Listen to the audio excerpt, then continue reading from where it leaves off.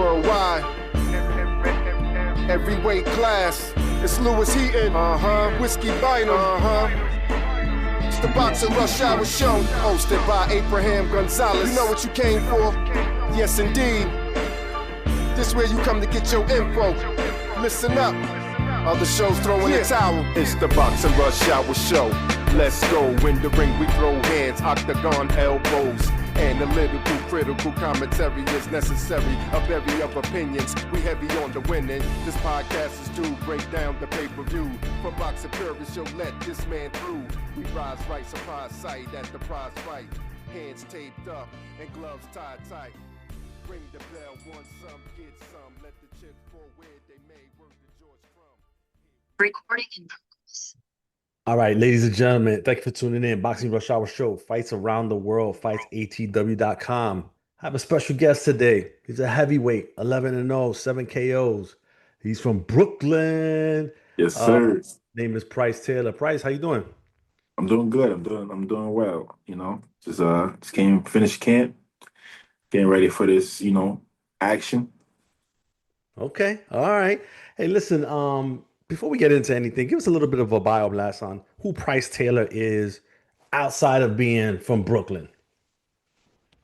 Pryce Taylor is a very humble guy, very warm, very good to know. I think I'm the type of guy that loves to help. I think I'm the most genuine person, around in this age, because a lot of people, they're scared to be genuine. They're scared to be, helpful because, they don't have a lot of resources, or they're not strong enough because, people, it's hard to be genuine because people think that it's a weakness to where people can take a vulnerability of it, take advantage of it, I feel like it doesn't matter if I'm not doing it for for you to. It doesn't matter if you take advantage of me. I'm still it's my will to help. So and I can fight. So so if anybody wants to try to try me, you're gonna find out the wrong way. No doubt.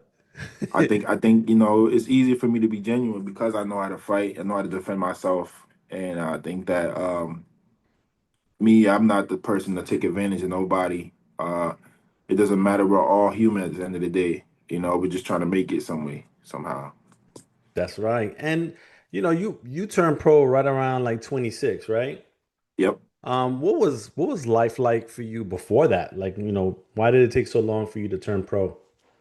Life before that was I was a basketball player. My whole life been playing basketball. And I thought I was gonna go to the league. I could have went to the league if I did the right things. Outside of the gym. Like doing homework and the homework was the most important part that I didn't do, and I think that's what stopped me from going to the league, going to a good school, good college, and Yeah. I could have went the other way, like Jimmy Butler did, but I had the unlucky draw. I didn't get the good coach that believed in me. I didn't have that person that knew I can get to the league or boxing.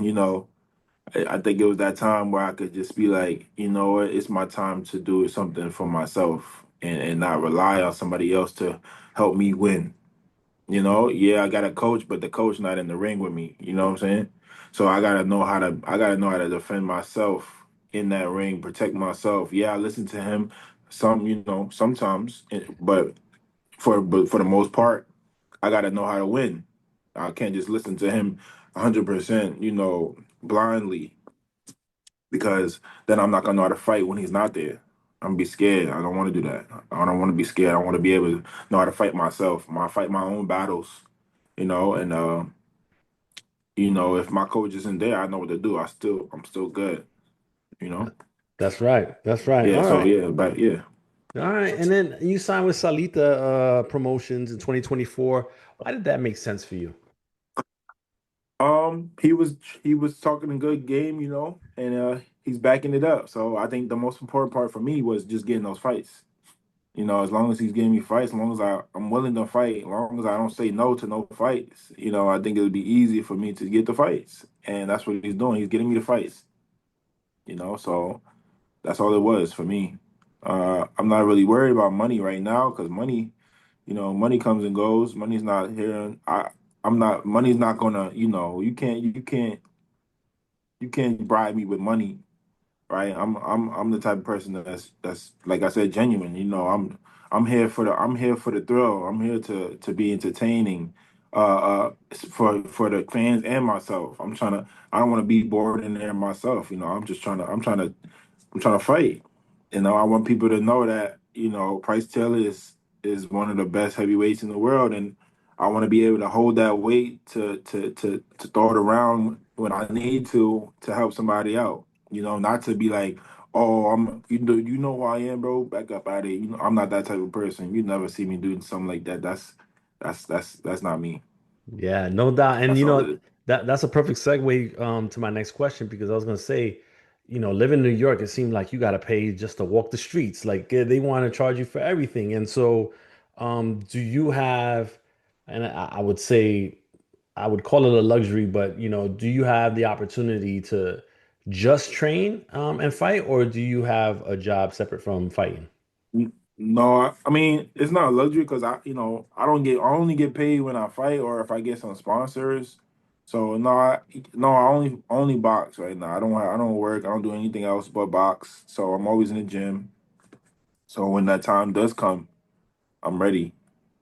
Yeah. When someone needs when there's a big fight and someone needs a fight to happen because there's an undercard. So we need a fight.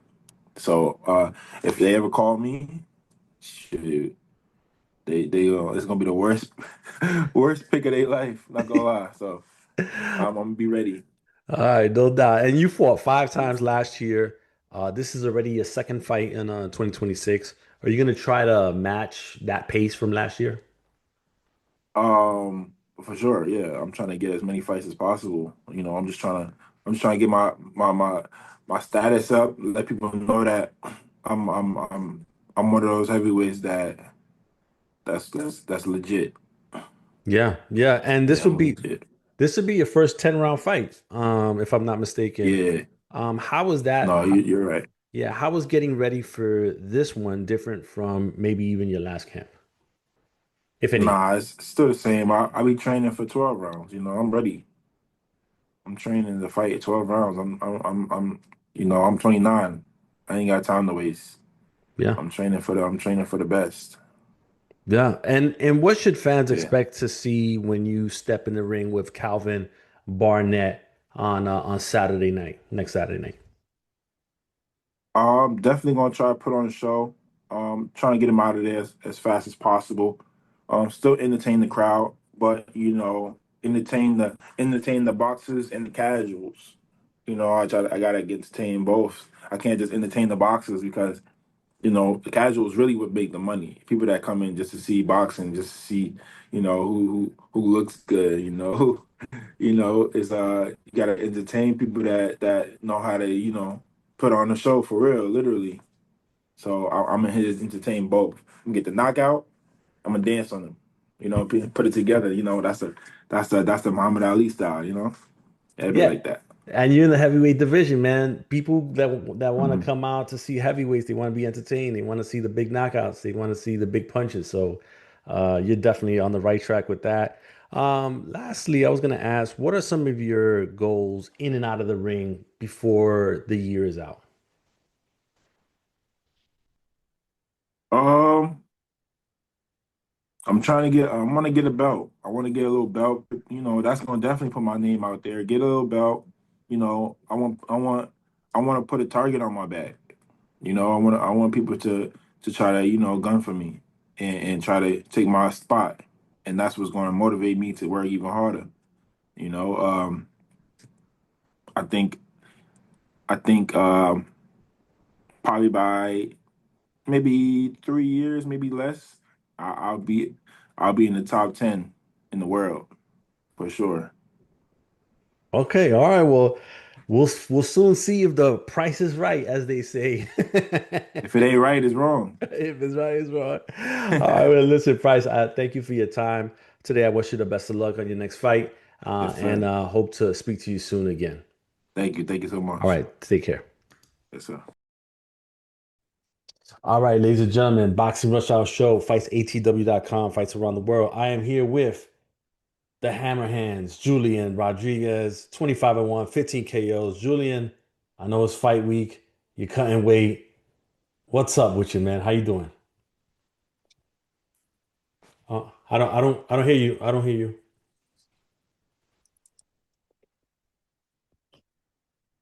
Yeah, yeah, great, man. Yeah, yeah, yeah. Um, you know, it's not, I'm not really cutting weight. It's an easy descend from, but I'm good, man. I'm locking in mentally. That's all that's important right now. The camp went fantastic. I was here in Vegas for 8 weeks here at the UFC PI and getting great sparring around. Um, yeah, man, I feel great. I'm ready. Okay. All right. And then what has the last like 12 months been for you in and out of the ring? You had a lot going on with your life. How's that been for you, both personally and professionally? A lot of growth, man. Just when I'm back in New Jersey, I spend a lot of time with my children, and there's a lot of before this last year, things were pretty down for me and I was inactive for a while, dealing with a lot of things that fighters deal with when it comes to management or the team that they're with in terms of promoters or just their whole the way that their team is structured.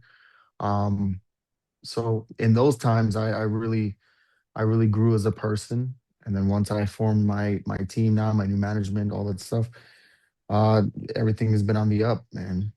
Rightfully so. I mean, I know my value as a fighter, so I mean that's a big part of it. But it's just a matter of believing in yourself, no matter what position in life that you're in. You know, and a lot of fighters, especially myself, I have two kids, man. So it's not I'm not just thinking about myself in those moments. And when I have to sacrifice or when I'm in a down time, more often than not, my kids feel it as well. So we're all in this together, and thank God, at this time, those days are behind us.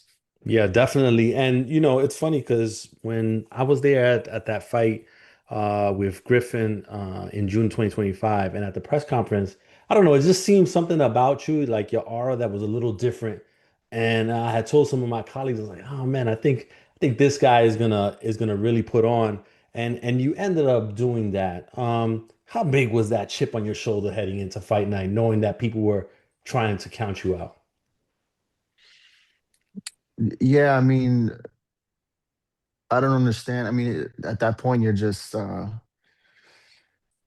again, I know what I see, you know what I mean? And I've been around this boxing game for a long, long time, and the more I studied him, I realized a lot of the things he lacked.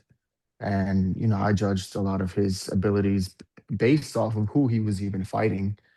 So I knew this was going to be a big step up for him. That was just my intent, my mindset. And I wasn't lying. You know what I mean? You could see that there was an experience differential in that ring. He's sitting there. You don't really see any footwork from him. You don't really see any great defensive moves. He was just pretty much relying on the power. And then a lot of people that have that type of power can just rely on that power. So I understand it, but um, I took most of his shots pretty well. He did have heavy hands, but there's a lot more to boxing than just that. So, um, and there was a lot of things that I was dealing with on the outside world, I guess, or outside of the ring, which kind of limited my camp for 2 weeks. You know what I mean? So like, I'm walking into that atmosphere against this guy who I knew very well I can beat. But at the end of the day, I'm handling that pressure like, all right, well, 2 weeks, cool. I had great sparring in that 2 weeks where I knew like my timing was there and whatever. So it was just like, all right, cool. As a man, I'll be proud that I took on this opportunity and didn't shy away just because things weren't perfect in my camp or I was dealing with something. So I knew it would be better for my story and for my progression as a person, as a man, as a father, uh, to go through it, to go through with it. And look what happened. You know what I Yeah. mean? So um, that was a big learning lesson, not only just for me and my team, but just for my children. So they can look up and be like, man, even when the cards aren't placed in the right way, or everything's not in where you feel like it needs to be, there's a lot of times in a man's life that he has to go against those gigantic waves that are pouring on against him. You know what I mean? So that was one of those moments in my life. Yeah. And then you signed to Zuffa, and then you were on the inaugural card against another undefeated fighter in Ken Sandoval. Was there slightly different level of pressure trying to perform on such a event that everybody was watching and tuning in for? Um, there's always pressure. Yeah, yeah. Every fight is the biggest fight of my career now. Right. You know what I mean? Especially after that ABS fight. Um, but yeah, I don't ever that as far as the uh the atmosphere around the shows and stuff, that doesn't really affect me. I use it to bring out the best in me. It's okay, cool, got a lot of people on me, and then I just I allow the pressure to fuel me. You know what I mean?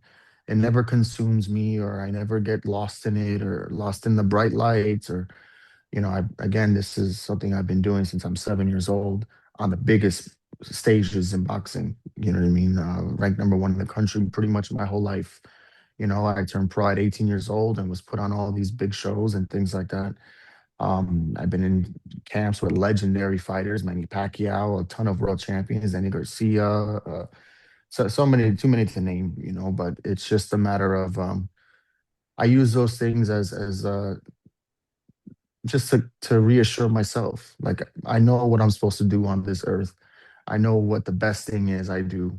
And now it's just about convincing other people. I'm here, and it's part of my story. And within my story, people will realize on their own. I don't need to shout out and say, hey, look at me. So I let my fighting do the talking pretty much. And every step of the way is, I'm grateful for that. Yeah, and now you're fighting 4 months later against another undefeated fighter in James Perella. I don't think anyone's looking past you anymore. What is it? What's on the line for you on Sunday, Mother's Day, regarding maybe potential like Zuffa title fights or something like that? But what's on the line for you on Sunday with this specific fight? Everything. Like I mentioned before, every fight is the most important fight in my career. You know what I mean? I don't want to have to deal with any more, you know, um, back seat or a step back. You know what I mean? Or, oh man, I slipped up here. Now I gotta get another two fights before I'm back in this position. So every fight is the biggest fight of my career, and I approach it that way. At the end of the day, it don't matter what shit looks like on paper. You know what I mean? Look at the Avius fight. The guy was sitting there dancing with glasses on, and Jake could have swore that he was the next big thing.